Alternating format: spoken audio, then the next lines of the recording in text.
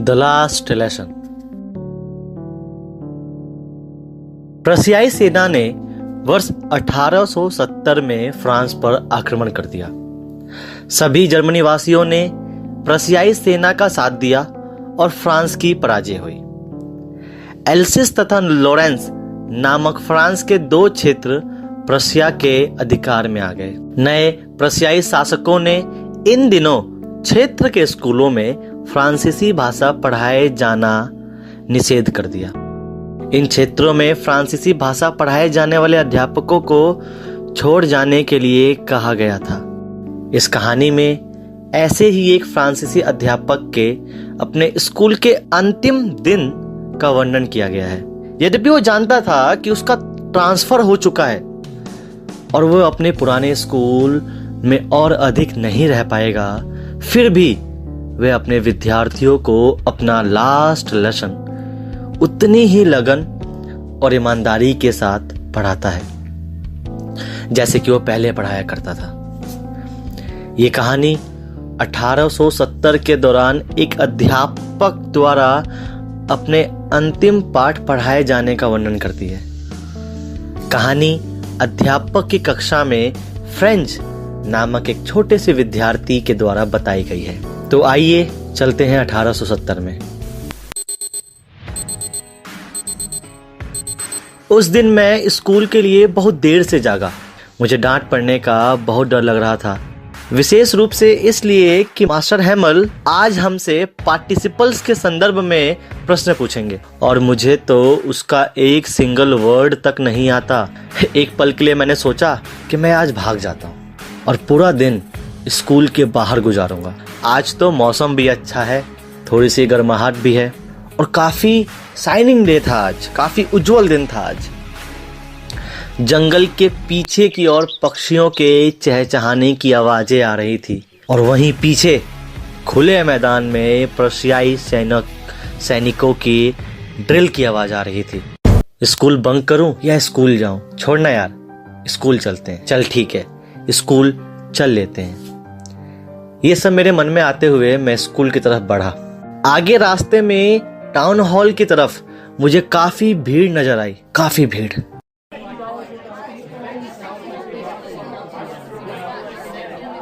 पिछले 2 वर्षों से लेकर हमारे सभी बुरे समाचार वहीं आ रहे थे। हारी गई लड़ाई के समाचार, अनिवार्य सैनिकों के भर्तियों के समाचार, कमांडिंग ऑफिसर के समाचार। मैं वहां बिना रुके अपने मन में ये सोच रहा था, यार आज कौन सी न्यूज आई होगी जो इतनी भीड़ लग रही है यहाँ पे। और मैं वहां से बिना रुके चलता चला गया। तभी पीछे से एक लोहार की आवाज आई और उसने मुझसे कहा, Don't go so fast, Bob. You'll get to your school in plenty of time. मुझे लगा वो मेरा मजाक उड़ा रहा है, पर कोई नहीं। मैं उसकी बात को इग्नोर करता हुआ बहुत तेजी से, बहुत भागता हुआ स्कूल के बाहर पहुंचा। मैं थक चुका था यार। इस समय जब स्कूल शुरू हुआ करता है तो काफी चहल पहल की आवाजें आती हैं जो गलियों तक सुनाई देती हैं, लेकिन आज तो स्कूल शांत लग रहा था। कोई आवाज नहीं आ रही, ना डेस्क की आवाज आ रही है, ना बच्चों के बोलने की आवाज आ रही है और ना ही टीचर के बेंच पीटने की आवाजें आ रही हैं। अबे यार, मैंने तो ये सोचा था कि चहल पहल में मैं चोरी छुपे अपने डेस्क पे जाके बैठ जाऊंगा, पर यहां तो मामला बिल्कुल अलग है। पूरा स्कूल शांत था, जैसे कोई संडे मॉर्निंग हो। मैं जब स्कूल के अंदर घुसा तो बच्चे पहले से ही बेंचों पे मौजूद थे। मुझे लगा कि लगता है आज मैं पिटूंगा। मैंने जैसे ही गेट खोला मुझे एक बहुत प्यारी आवाज सुनाई दी और वो मेरे टीचर की आवाज थी। उन्होंने मुझसे कहा, Go to your place quickly, little Franz. We were beginning without you. मैं अपने बेंच पे बैठ गया, लेकिन इतनी प्यारी आवाज ने मुझे अचंभित कर दिया था। आज टीचर ने बहुत अच्छे कपड़े पहन रखे थे, ग्रीन जैकेट, शर्ट और एक बहुत प्यारी सी कैप। ये कपड़े तो सिर्फ वो तभी पहनते हैं जब कोई प्राइज डिस्ट्रीब्यूशन डे होता है या कोई इंस्पेक्शन वाला डे होता है, लेकिन आज तो दोनों में से कुछ भी नहीं था। और ये क्या, क्लासरूम के पीछे बैक बेंचेस हमेशा खाली रहा करते थे, लेकिन आज तो वहां गांव के एल्डर लोग आके बैठे हुए हैं। ये सब कुछ इतना अजीब क्यों हो रहा है? बच्चे बिल्कुल शांत हैं, टीचर ने इतने अच्छे कपड़े पहन रखे हैं, और गांव के लोग क्लासरूम में क्या कर रहे हैं भाई? मैं ये सब सोच ही रहा था, तभी टीचर की एक बहुत प्यारी आवाज आती है और वो कहते हैं कि My children, this is the last lesson I shall give you. The order has come from Berlin to teach only German in the schools of Alsace-Lorraine. The new master comes tomorrow. This is your last French lesson. I want you to be very attentive. क्या last lesson मतलब? अरे यार, मैंने तो आज तक अपनी French language का एक वर्ड तक नहीं सीखा। मुझे तो कुछ लिखना भी नहीं आता, और आज मेरी आखिरी क्लास है। नहीं यार, मुझे कितना दुख हो रहा था मैं बता नहीं सकता। मैं हमेशा क्लासरूम में कहीं और ही ख्यालों में खोया करता था, या फिर क्लास को बंक कर दिया करता था। मुझे क्या मालूम था कि एक ऐसा वक्त आएगा कि मैं अपनी फ्रेंच लैंग्वेज की आखिरी क्लास ले रहा हूँगा। ये किताबें जो पहले एक दुश्मन की तरह लगती थी, आज मुझे मेरे पुराने दोस्त लग रहे हैं, जिन्हें मैं कभी खोना नहीं चाहता। और मेरे टीचर जो पहले मुझे एक क्रेजी नेचर के लगते थे, हमेशा अकड़ू स्वभाव के लगते थे, आज वही इंसान मुझे बहुत प्यारा लग रहा है। मैं अपने टीचर को जिंदगी में आखिरी बार देख रहा हूं, और मुझे मालूम है आज के बाद मैं कभी इनको देख नहीं पाऊंगा। ये दर्द मुझे अंदर ही अंदर खा रहा था। अच्छा, अब मैं समझ गया कि बुलेटिन बोर्ड पे इतनी भीड़ क्यों लग रही थी, टीचर ने इतने अच्छे कपड़े क्यों पहन रखे हैं, और ये क्लासरूम के पीछे बेंचेस पे गांव के लोग क्यों आके बैठे हैं। शायद इसलिए कि आज आखिरी क्लास है।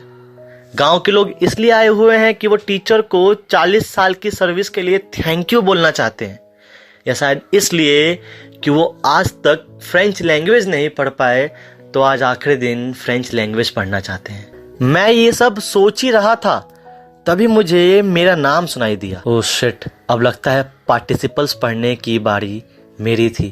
मुझे पार्टिसिपल्स को चीख चीख कर पढ़ना था, लेकिन क्या मैं एक लाइन भी सुना पाने के काबिल था? फिर भी मैं बोला, और पहले ही शब्द में अटक गया।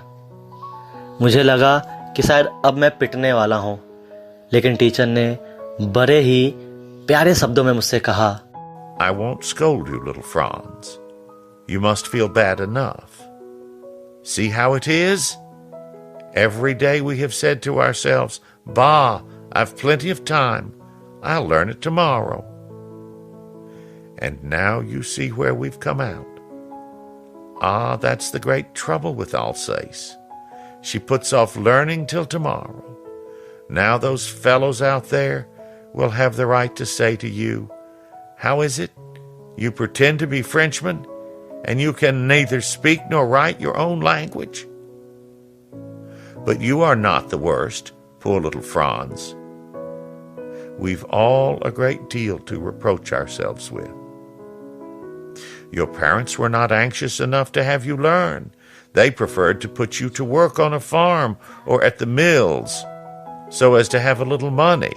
And I've been to blame also. Have I not often sent you to water my flowers instead of learning your lessons? And when I wanted to go fishing, did I not just give you a holiday?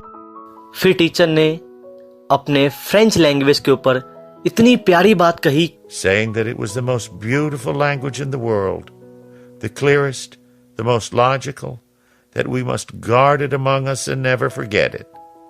Because when a people are enslaved, as long as they hold fast to their language, it is as if they had the key to their prison. मुझे ऐसा लग रहा था कि मेरे teacher ने आज से पहले कभी इतने अच्छे तरीके से पढ़ाया ही नहीं था, या यूं कहा जाए कि मैंने आज से पहले कभी इतने अच्छे तरीके से पढ़ा ही नहीं था। पार्टिसिपल्स की क्लास खत्म होने के बाद टीचर ने हमें कुछ कॉपियां दी। उसके ऊपर बड़े बड़े शब्दों में लिखा हुआ था, France else's, France else's, France else's. फिर पूरी क्लास ने लिखना शुरू किया। पूरी क्लास में एक अजीब सी शांति थी। सिर्फ और सिर्फ एक ही चीज की आवाज आ रही थी। वो क्या थी? कॉपियों पे लिखने की आवाज। सब बहुत ही खामोशी से लिख रहे थे। तभी मुझे छत के ऊपर कुछ कबूतरों के आने की आवाज आई। वो कबूतर गुटरगू कर रहे थे। मैंने अपने मन में सोचा, क्या ये जर्मनी वाले इन कबूतरों से भी जर्मनी भाषा बुलवाएंगे? कुछ समय बाद एक बेल बजती है और जर्मनी के सेनाओं के ड्रिल करने की आवाज इस क्लासरूम के पास तक आ रही थी।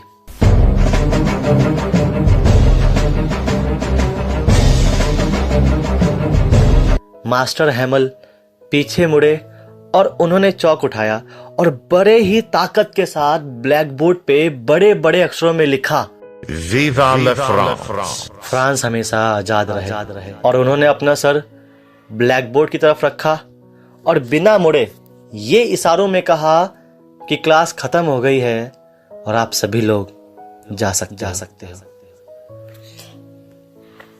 थैंक यू गाइस कि आप लोगों ने मेरा वीडियो देखा। अगर आपको ये वीडियो अच्छा लगा हो तो प्लीज़ लाइक कीजिएगा।